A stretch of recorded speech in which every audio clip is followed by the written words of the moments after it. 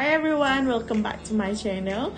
So Alhamdulillah untuk hari ini Tira nak bercerita tentang apakah itu obesity. Kenapa Tira nak berbicara tentang obesity? Sebab kesayangan Tira di Telegram minta sangat-sangat nak pandai macam mana nak kira kalori, macam mana kalori intake kita, berapa kalori nak turun untuk 1 kg pertama, berapa kalori untuk nak naikkan 1 kg pertama. So benda tu kita akan berbicara selepas ini, tapi sebelum tu kita kena faham dulu apakah itu obesity. So obesity ni adalah penyakit pemakanan atau bahasa ringkasnya adalah kegemukan. So bagaimana kita nak tahu kita ni obesity ke tak? So kita kena faham tentang BMI, Body Mass Index. Okay, so macam mana pengiraan Body Mass Index? BMI sama dengan berat dalam kg bahagi dengan tinggi dalam meter kuasa 2. So, jom kita kira berat Tira 102 kg bahagi dengan tinggi 1.6 meter kuasa 2. So, Tira punya BMI adalah 39.2. So, kita tengok senario satu lagi kalau Tira nak capai berat ideal sebanyak 60 kg. Okay, so bahagi dengan 1.6 meter kuasa 2. So BMI Tira adalah 23.4. So kita nak, macam mana kita nak tahu 39.2 ni dalam fasa level mana? Okay, jom kita pergi tengok graf untuk Body Mass Index. Okay, untuk BMI 18.5 adalah underweight. Underweight maksudnya kita berat badan kurang lah. So kalau normal kita perlu ada BMI 18.5 hingga 24.9. Okay, so seterusnya kita pergi kepada overweight. Overweight kena ada bacaan 25 hingga 29.9.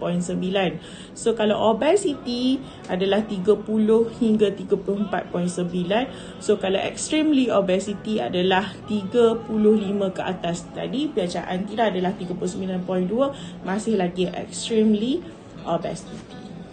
Dan kalau Tira capai berideal Tira 60 kg, so Tira adalah di normal weight.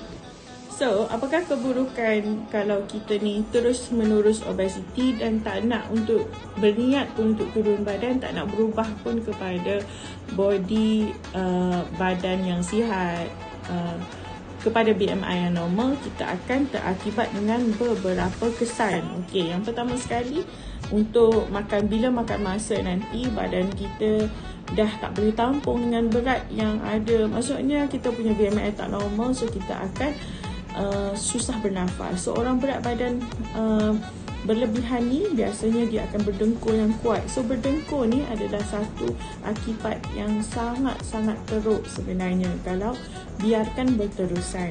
So yang kedua adalah hati kita berlemak. So bila hati berlemak, maksudnya badan kita tidak boleh menyerap toksin-toksin dalam badan dengan baik.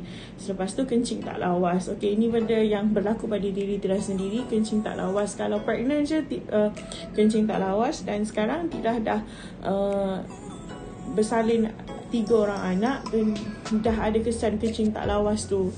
So sangat seksa dan umpama seperti batu karang lebih macam tu. So yang seterusnya adalah sakit lutut lah. Bila kita dah meningkat usia, kita akan terasa sakit lutut, sakit tumit, sebab badan kita menampung berat yang melampau dalam diri kita. So lepas tu kalau kita terus lagi tidak ingin berubah untuk turunkan berat, so kita akan berhadapan dengan stroke.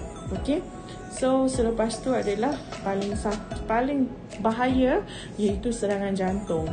So kita sangat-sangat kena jaga pemakanan kita, dan sakit jantung akibat daripada lemak terkumpul di dalam saluran-saluran jantung kita. Selepas tu dalam lemak terkumpul juga dalam perut kita. So benda tu akan menyebabkan kita tidak boleh bergerak ataupun tidak boleh beribadat dengan baik ataupun tidak boleh buat aktiviti dengan baik. Seterusnya adalah sukar untuk hamil. So benda ni adalah sinonim bagi orang-orang yang berat badan berlebihan, sukar untuk hamil. Okay, so kalau you all semua nak buat perubahan untuk hidup, Okay, so kena ada, orang kata kena ada satu tekad yang kita nak turun berat betul-betul. So jangan lupa follow Tira ke next video. Kita akan pergi ke